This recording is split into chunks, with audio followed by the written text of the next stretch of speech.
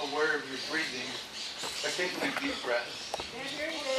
And as you do, and as you do that, listen closely.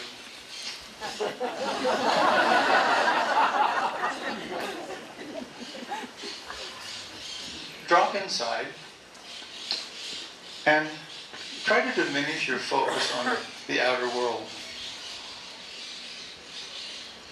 And increase the dialogue with the inner world.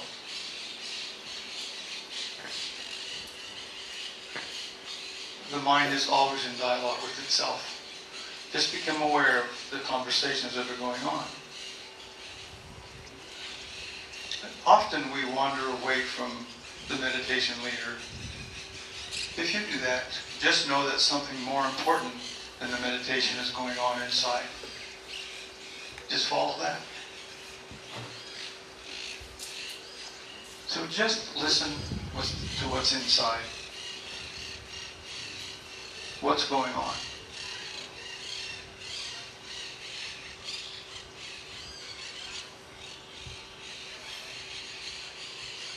W.H. Auden wrote, "We are being lived by powers we pretend to understand." The meditation this morning wants to put you in touch with those powers. If you choose not to approach those powers, that's okay.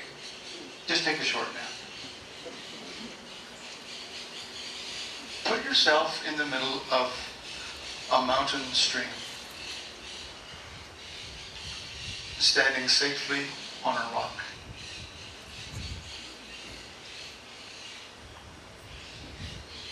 Look around. There are stepping stones behind you and in front of you.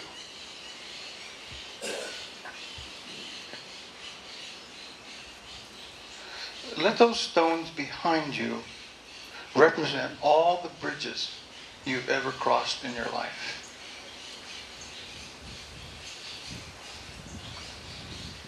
Single out a few. Just single a few.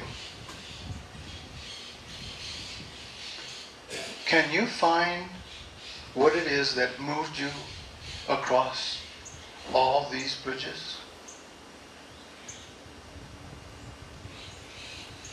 Was it love? Hate? Emptiness? Family? Emotional hunger? Spiritual hunger? Fear? Then ask this question. How did longing call you out?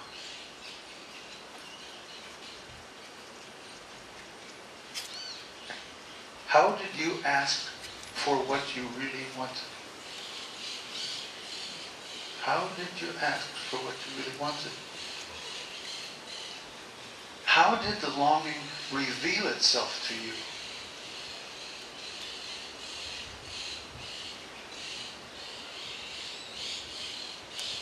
How did you run away until your real life finally caught up with you?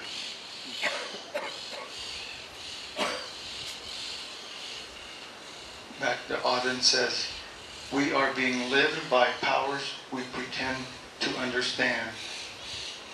They arrange our loves. It is they who direct at the end." Thank you.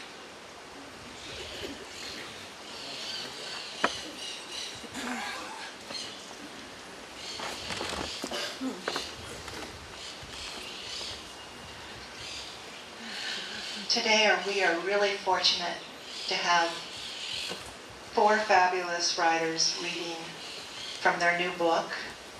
There's 8 writers in total. I am privileged to know most of these women. And as Margaret said when the men came and did their book of their anthology, how privileged we are at Lakeside to have such incredible writers and get to partake of what they have to offer. The writers are Patricia Hemingway, Sofia Barisas, Glenda Roman, and Margaret Van Every. And their book is brand new, women's anthology, All Our Words Need Saying, an anthology of women's writing. Today they're going to read stories about mothers for us. And then afterwards, after the end of this gathering, they're going to be over at the Nueva Posada. And I think they're going to get us high and give us chocolates and sign books and sell books. And you can shake their hands and bow at their feet. So that's available. Everybody's invited. They set up tables. It's going to be beautiful. The weather's gorgeous out on the lawn.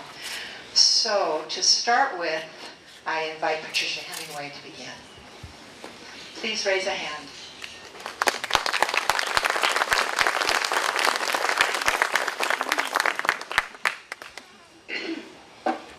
Good morning, everybody. Good morning. First of all, I want to begin by thanking you all for coming to this beautiful morning gathering. So soon after Christmas, it still feels like Christmas or Hanukkah or whatever it is that you celebrate, doesn't it? Kwanzaa. So my name is Patricia Hemingway. You already know that.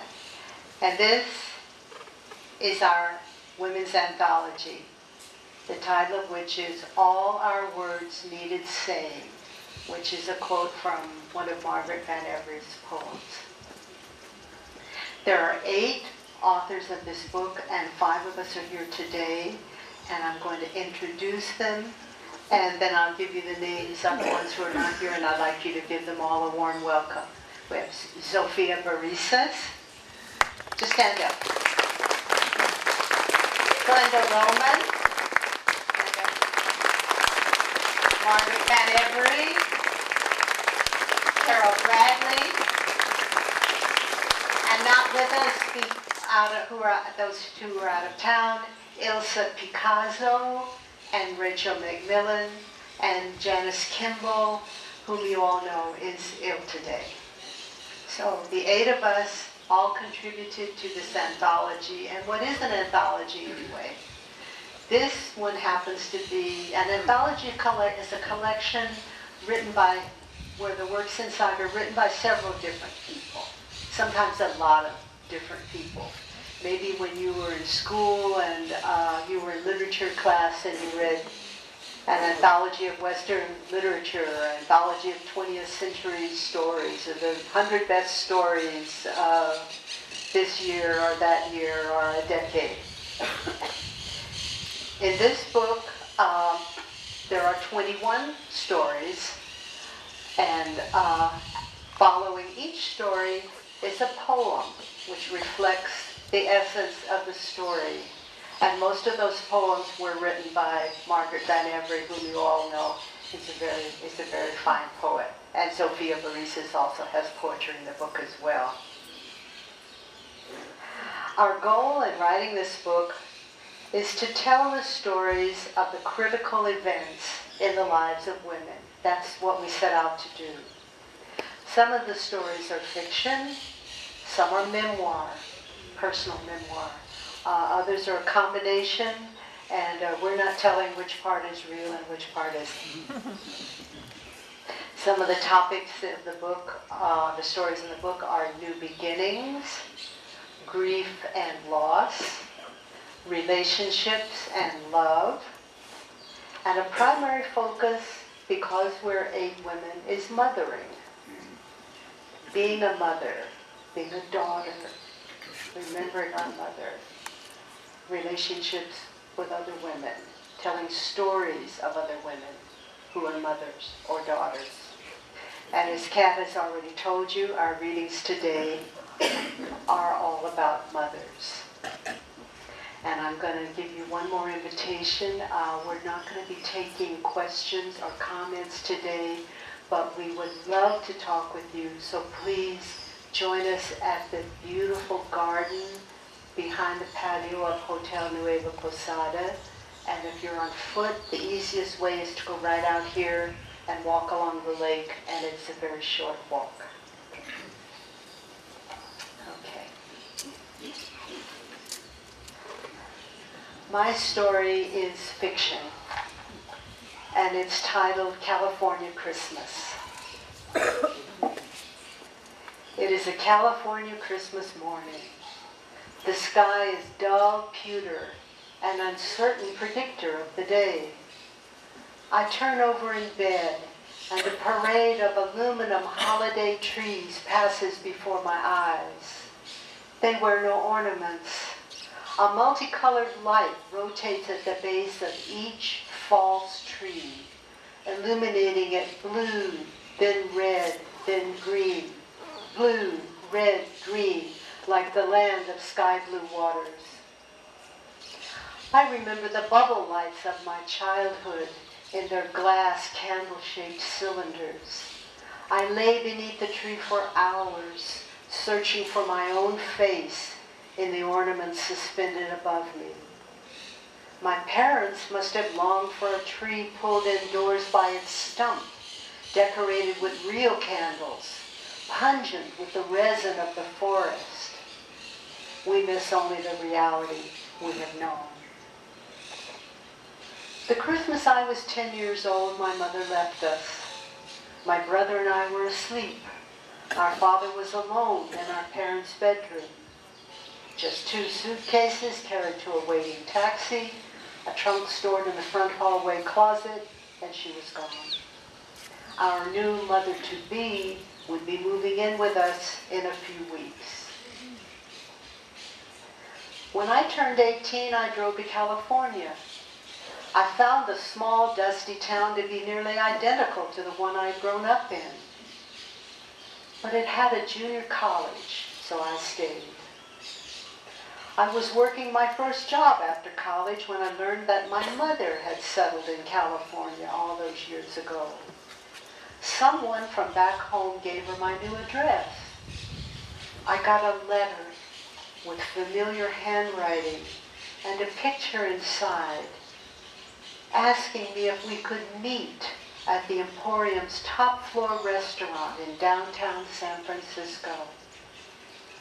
I sat looking at her letter for days before I answered.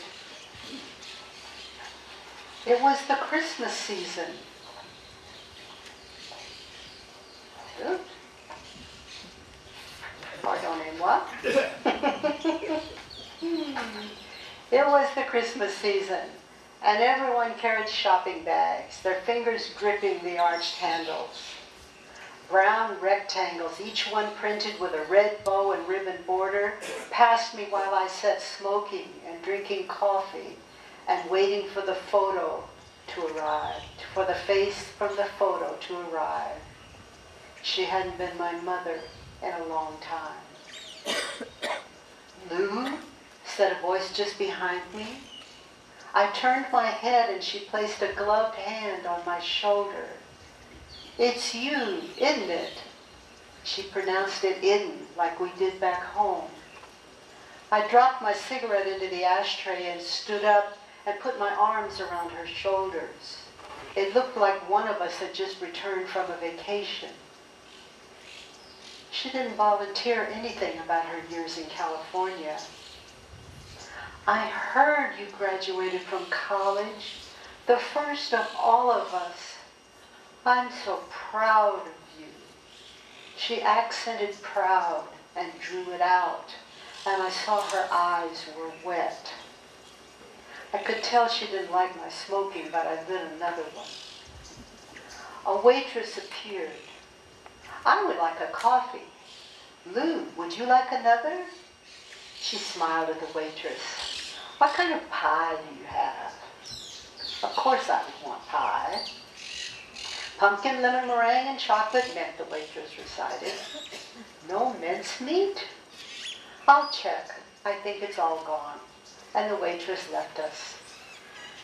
Californians think people don't like mincemeat, but they do, my mother said to me. And she paused to see if I would say anything. Yeah, I know, I said, as I looked away. The waitress reported back to us. There's 3 more pies in the oven, 2 of them mincemeat, if you ladies can wait. She poured our coffees, then held the pot in midair, waiting for our decision. I wanted to take you shopping, my mother said. I thought of saying I was tight on time, or, well, I had a lot of shopping of my own to do that day. Then I remembered the woman across from me took her coffee with cream and sugar. I thought of lighting another cigarette. Sure, let's do some shopping.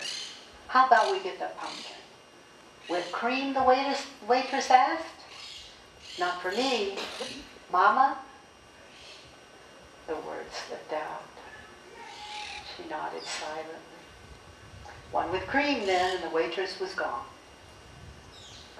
I opened up that day and told my mother about my new job and my husband, and we drank more coffee and ate the pie, and we each took a generous slice of mincemeat to go. My mother bought me a fuchsia sweater made from lamb's wool. It was so soft. She wouldn't let me get her anything. We'll get together again. There's plenty of time, she said. The Emporium Christmas trees with their tiny white lights high among the clothing and makeup and jewelry could be seen from all around the store. I had a shopping bag and I was with my mother. My husband Bill meets me for coffee in the kitchen. He kisses me good morning. I was remembering when I saw my mother again after all those years. You and I were first married. Did you forgive her that day, Bill asks, his words coming out softly. It was Christmas. People were happy. I didn't know how I felt about her. I couldn't remember exactly how I felt long ago when she closed the living room door and took off either.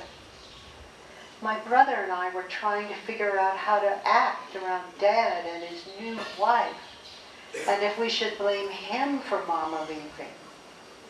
We talked late at night, my brother and I, and both of us agreed Mama probably needed to put some miles between her and the house where she'd raised her kids, the house that wasn't hers anymore.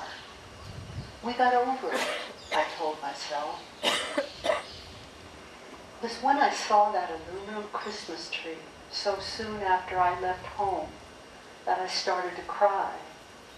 How could anybody possibly think that naked tree, artificial they called it, as if that was something better, more modern, could take the place of a real one? Now, on this Christmas Day, Bill and I are on our way to visit my mother in the hospital. She has had a stroke. We enter the empty waiting room. The lights on a scrawny Christmas tree mark the silent red pause, green pause of waiting. Bill's hand is on my arm, and I hear the voice inside me. Just tell your mother you love her. Thank you.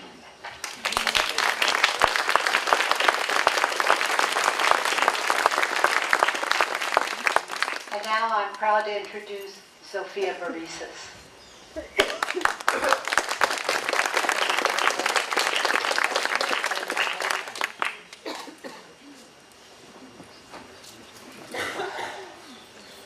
Thank you, Patricia.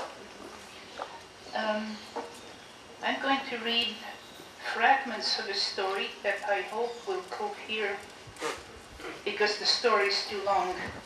And it's titled Under the Land Unrolls on Either Side, Under a Gray Sky That Has No End.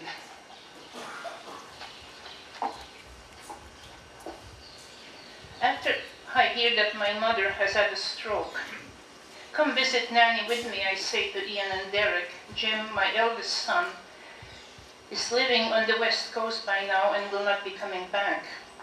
She's not well and won't be around for much longer. Ian drives us out of the city into the countryside, past villages with housing developments sprouting up on the outskirts, past fields waiting for the seeds sown in the fall to emerge from the ground into new life, past woods and a bridge across a river swollen with a spring thaw, the current flowing past. New golden green leaves have sprouted on the weeping willows along the river banks, and there are geese paddling along the edge. She loved geese. She looks as she did the day before. She lies curled up on herself on her side under the blanket. Her face is still red and shrunken. Again she is mewling, and her fists move against her face as if looking for her mouth. My son stands still, shocked to find her like this. Derek pulls over a chair and sits close to her head, and Ian sits next to him. Derek takes her hand, the fist opens, and she lets it be taken, and he holds it. He goes on holding it, leaning towards her, looking at her face. Ian's hand rests on her knee, and he is also leaning forward, close to her. I have not seen my sons cry since they were children. I stand at the foot of the bed and look at them. Both are crying. I am surprised to see how small are Ian's tears, like tiny pearls. Then Derek breaks down into sobs, and he gets up, goes to the toilet, comes back with a bunch of tissues to blow his nose, takes his grandmother's hand again.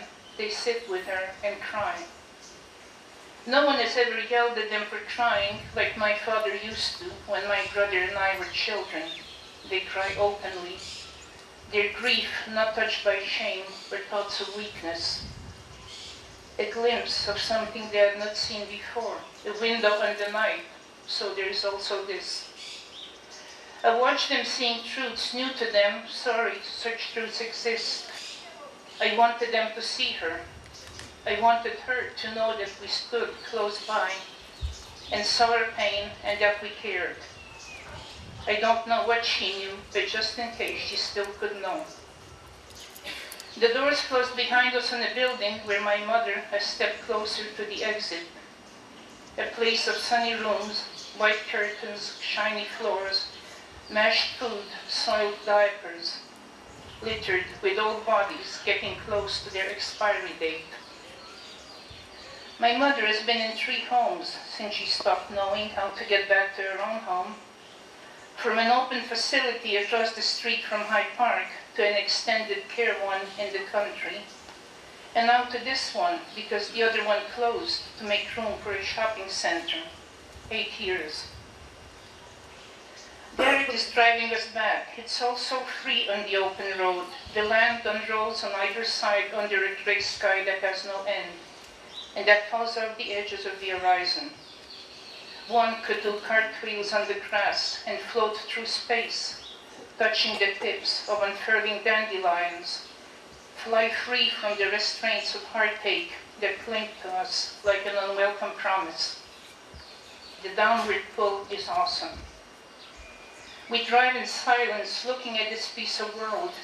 Derek says, I hate seeing Nanny like this. I don't think I can go back. They bent and kissed her head when they were leaving, and put a hand to her cheek and held it there gently. I wanted you to say goodbye. It can't be much longer. Is Nanny dying? Asks Ian. It looks like it, but she's had 2 strokes before and gotten well. Can you drop me off at work, Mom? Sure, Ian. What are you going to do? I think I'm going to go to the Balmy Arms pub and have a drink and just look at people. I don't say the rest, that I want to look at people who live, who are young, who see pursuits of pleasure, money, love as the meaning of life, who think of cars, of conquest, of football games, of going on holiday, who have futures to plan and families to rear and houses to buy and all the other longings that hold us in their grip. My mother lies in her bed, mewling for a long-lost womb, and my son's tears fall like rain on the flowers on her sheets. Time unspools, unhurried. And then my mother dies, and it hurts. It hurts a lot to have her gone.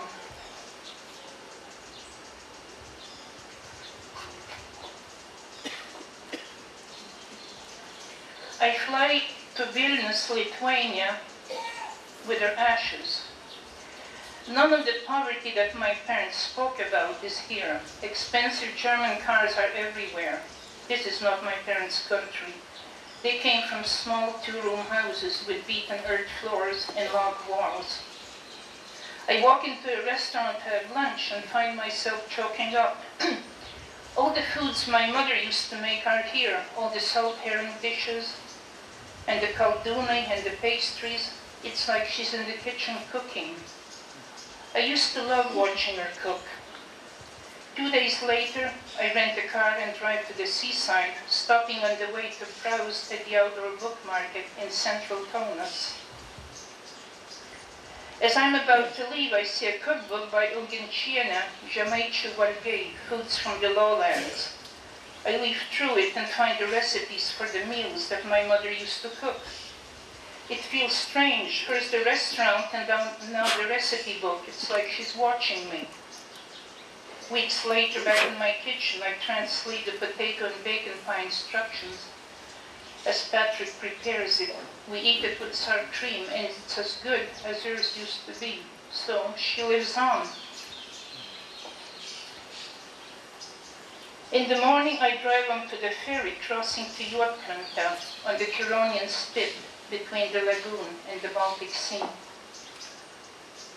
My mother has never been to Juodkrantė or to any of the villages along this arm of land between sea and lagoon. And I choose not to go to Skudutiškis and Panemunis and Rokiškis, where many of our relatives still live. I don't know how many are left. I have brought no presents. I have no addresses for anyone. I don't look up the cemetery where Mama's parents and brother are buried. I hate awkward family gatherings, and these are all strangers.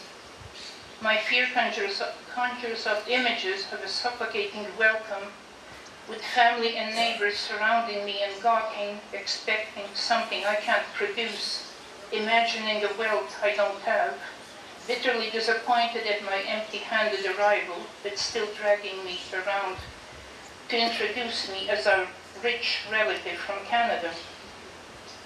Had I gone, maybe I would have seen, if they were still there, the small log houses and the dirt streets, and the flowers blooming in the small gardens behind gray-weathered picket fences. I would have seen the poverty that my parents came from, and my heart would have broken, and I would have wept. The ashes are in my bag. I take the path through the pine woods.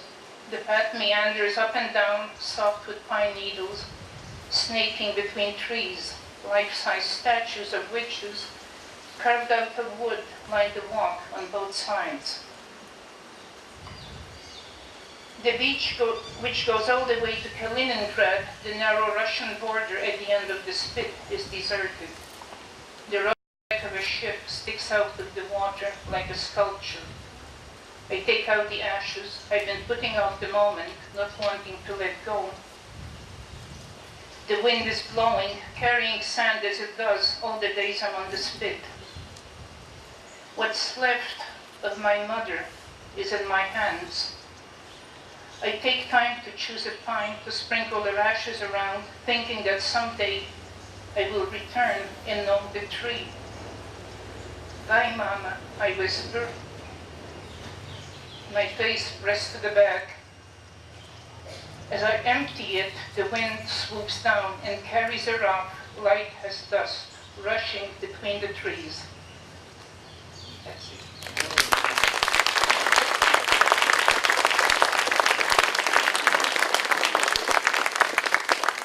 Thank you. The next reader is Glenda Roman.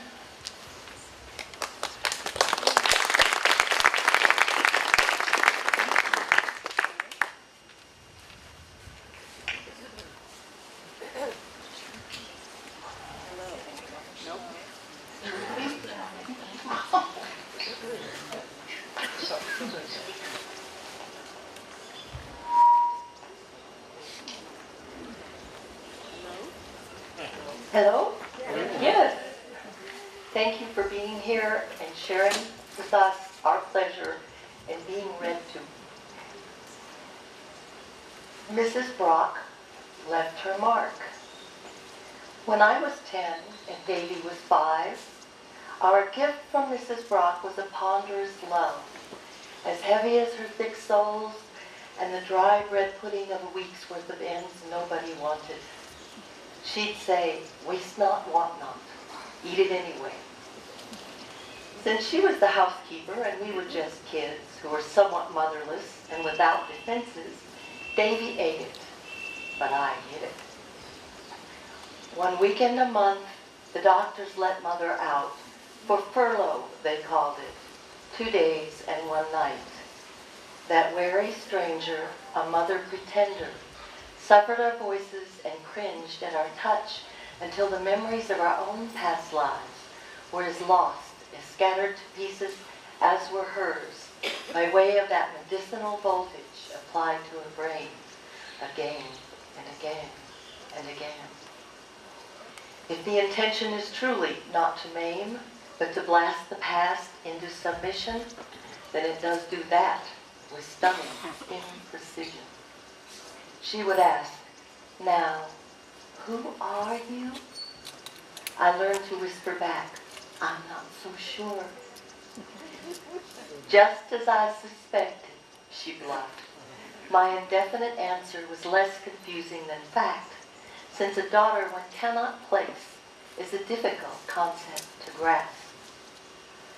Her illness, that short leash, strangled. It tied my mother like a dog. It tied her to that decaying old town so close to the Georgia State Hospital grounds that it seemed to have oozed from under the walls like some damp, parasitic growth.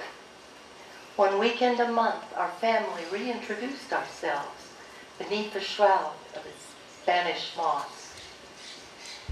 But the rest of our lives belonged to Mrs. Brock, a one true Christian who looked with suspicion on kids with starched dresses and pressed pants. So she held my hair flat with bobby pins, cut off my breast sashes, tore down my hems, snipped the elastic. I went off to school pure and shapeless. Then one weekend visit in a rented room, reeking of false starts and apprehension, the mother at last was jarred to attention. She saw her shaggy, baggy children, mismatched and misshapen. She threw away those peculiar torn-up clothes and with bright new ones reclaimed us and a little of herself by vanquishing the work, the mark of Mrs. Brock, the anti-mother.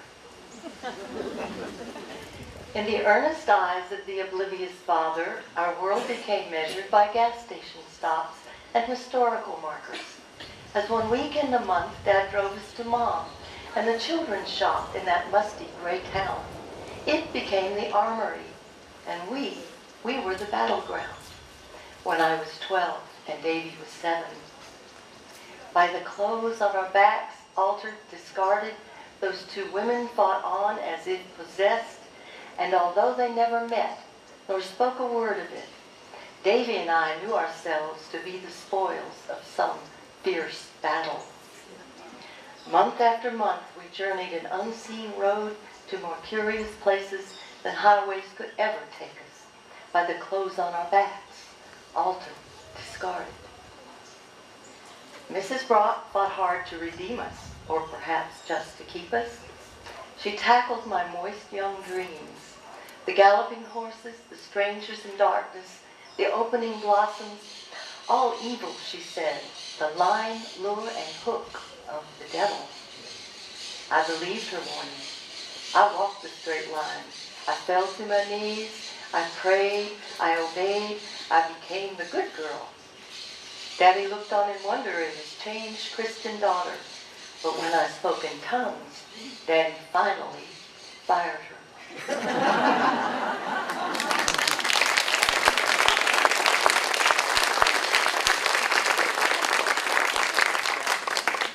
And next we have our Margaret Van Every that we'll share with you.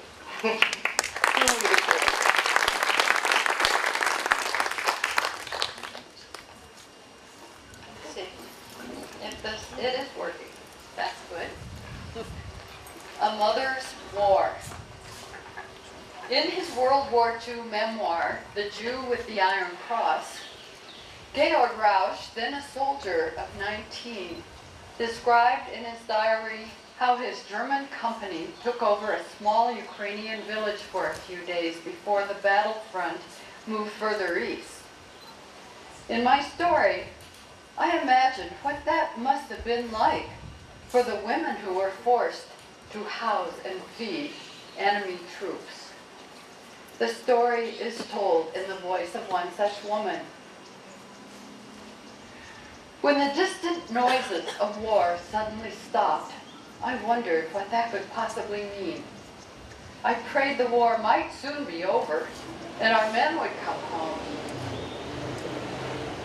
Then late one night there came a bone-jarring bang on my door, which burst open before I could get there to open it proper. There in the doorway, with their bayonets pointing at me, were 4 German soldiers, 2 of whom looked to be barely in their teens, same as my grandson, Ivan. Mother Mary, I crossed myself 3 times thinking they'd stab or shoot me then and there.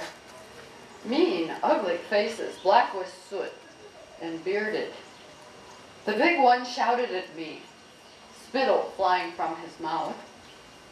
I don't understand German, but no difference.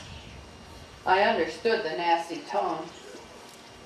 As snow melted from their boots, I knew he wasn't asking, but telling me they were taking over my house. I motioned them to leave their boots near the door. They then took off several layers of woolen clothing. The Germans were far better dressed to fight in the cold than were our own poor sons. The stench nearly flattened me. These men hadn't bathed since God knows when, maybe months. I saw from how they scratched, they were also plagued with lice. I had to think quickly. If I didn't get them into a bath and boil their clothes, my hut would soon be crawling with lice. I knew they had marched many miles and were starving. What could I possibly feed them?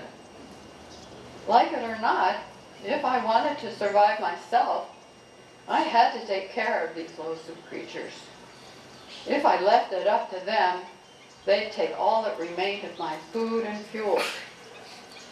But if I offered it, I could hold on to some control in the giving. I gestured that I would prepare a bath, and they would use the same water, one by one. I laid out clothes for them to wear until theirs were dry, the very clothes left by my son and grandson when they marched off to fight this enemy. During the night, they would sleep in my 2 straw beds in clean clothes while I boiled their lice-infested uniforms. I would put food on the table using anything I could find. The laundry lasted throughout the night, and I dozed off only once, slumped over the kitchen table with my head in my arms. As I dozed, I dreamed I had stepped outside to look at the stars, as I sometimes do, and I heard thunder in the west getting louder and louder until soon I saw a galloping herd of brown horses heading toward me. I was frozen with fear and couldn't move aside. They stampeded over me and kept on galloping down the road, and I heard their thunder fading to the east. I was left lying there, unhurt, looking up at the stars. And then I awakened at the kitchen table, and I knew I would be all right. Among the clothes of the youngest was a felt bulletproof vest, the kind only Russians were using. I poked my finger through a large hole where the heart would be, and I realized this had to have been ripped from the body of a dead Russian soldier, perhaps a boy, like my Ivan. Well, let's just see if it works better, magic on a kraut. I finished the washing and spread it all out to dry on the large stove that occupies one wall of the hut. The Germans slept on till past noon the next day, snoring like bears in a cave.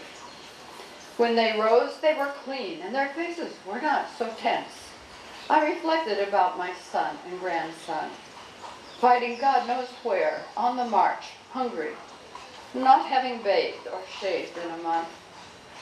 I hoped that God had witnessed what I had done for other mothers' sons and would repay the favor.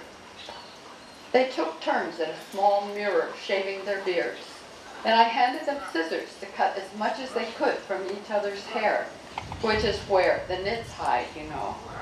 I gave them all my powdered chrysanthemum flowers, the remedy we use here to kill lice. Meanwhile, I prepared a thin porridge and black bread. The big man motioned with his gun for me to sweep the floor, which upset me more than anything, but I would not let on. Did the bastard forget whose house this was? Then, as though they had an appointment, they laced up their boots and were gone. It would have been a peaceful moment, just me in my house again, but I was worried sick about the next meal. I went down in the cellar and came up with almost all that remained of the potatoes, turnips, and beets. To think I had so carefully rationed every morsel to get me to the other side of winter. And now I could only trust in Providence.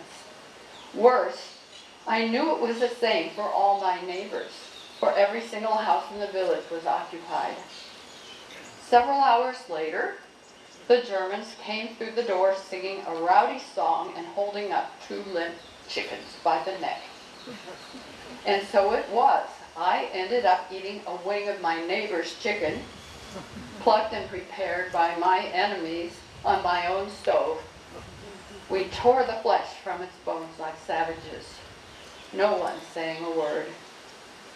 To have a nibble of meat in my belly after so long without. I could only hope a different set of commandments applies during war, and we can be forgiven sins we commit just to get by. To my surprise, the Germans cleaned up for themselves. Food made them jolly, singing, laughing, and joking. Their jokes meant nothing to me, of course, but their laughter reeled me in, and I couldn't help myself. I started laughing too, and that made them laugh the more, and soon we couldn't stop. Next morning, a gentle breeze was blowing in from the Black Sea. Icicles dripped from the eaves, and overnight rain had melted most of the remaining snow. The muddy road that snaked through the village now clearly revealed itself and disappeared into the hills beyond. It was only mid-January, and so spring-like, that it put us all in a good mind. The house was awake earlier than the day before, and after breakfast the Germans went outside with paper and pencil stubs, sat on the stoop, and lo and behold, began writing letters home. There were soldiers writing letters on the steps of all the houses lining the road. Oh, how I envied their mothers, whose prayers were being answered before my eyes. You see, not a single woman in my village has received a letter. Our men never learned to write. We don't know if they're alive or frozen in a ditch somewhere. I reminded the boys to wear their caps. It wasn't so warm they could go out bareheaded. Once again, the day called them away, and they disappeared until nightfall. Word got around they had pillaged a cart and a couple of horses and went foraging for their evening meal. What they brought home was a pair of large hares they had shot and a cartload of sugar, a luxury everyone craved more than a meal or a bath. The rascals had exploded a shut-down sugar factory on the edge of town and left with all they could cart away. It turns out their unit had set up a field kitchen at the east end of the village, which served food to the troops and handled their mail and laundry. My young men ate some of their meals there, but preferred evening meals they had fetched and cooked themselves at my stove. That second night, they stewed the rabbits in their helmets, along with discarded scraps of vegetables and bones that they'd swiped from the field kitchen. Those German lads, they had the knack for turning the garbage and leavings into something really grand. Taking care of others softens a woman, in spite of herself. You see, I was beginning to think of these boys something like family. By the third day, I knew their names, and they let me speak familiarly to them. No formal howdy do's, mind you, but I started calling them what I heard them call each other. Sometimes they give me fancy candies. I'm ashamed to admit I liked having the hut filled with their laughter. With men in the house, their smells, their noise, the hint of violence ready to erupt, I could make believe life was almost normal. I was no longer alone, and my days were filled with purpose. Anyone could see these were good men. They spit into their handkerchiefs, not on the floor like Russian men. On the third night, they rode home again, huddled close around the kitchen table. Their mothers raised them well. If we could speak, these boys and I, the first thing I'd ask them is why they came to Russia to kill and be killed. What here could possibly be worth it? We went on in this fashion, and on the fifth night they came home with the makings of a feast. With so much practice, they had perfected the art of pillaging, and over the last few days had brought home soup bones, root vegetables, liver, brains, chicken, eggs, and flour, not to mention all that sugar. The prize item was a large container of black plum puree. They were taking their time preparing this meal, and oh, how the aromas of plenty bloomed in the hut all afternoon. The feast started with chicken soup and dumplings, and ended with crepes filled with plum puree. And think of it, they included me at the table. I had never eaten so well in winter before. Oh, I should have seen it coming. Later that night, with temperatures plunging way below zero and a gentle snow starting to fall, they gathered up their gear and headed out the door, down the one road through town, east, toward the distant rumble of battle. May Blessed Mary, Mother of God, and all the saints, protect them and return them safe to their mothers.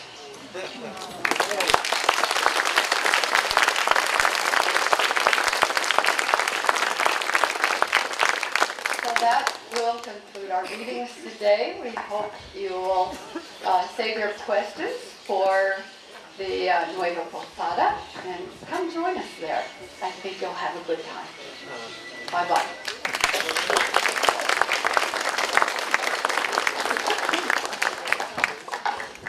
That was fabulous. So if you'd like to buy a DVD of this meeting, see Roy and he sells them and we'll get them to you, 100 pesos. Please pick up your coffee cups and stack your chairs and turn on your cell phones. And wow, aren't we lucky? See y'all soon. Thank you.